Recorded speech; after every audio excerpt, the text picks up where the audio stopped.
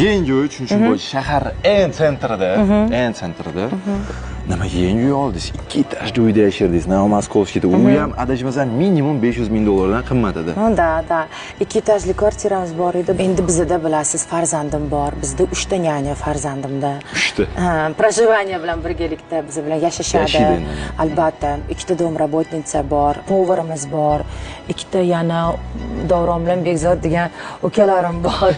Shuning uchun albatta biz ko'pchiligimiz 2 etajli kvartiraga biz точно sig'madik. Oldindan sizga aytdim o'sha intervyuda biz uy quramiz. Shu uchun albatta biz shunaqa qarorga keldik. Tezroq bitta uchastka sotib olib, o'sha yerga ko'chib, undan keyin albatta yangi uyimizga albatta biz ko'chamiz, lekin hozir emas, 1-2 yilda, chunki bilasiz, qurish oson emas.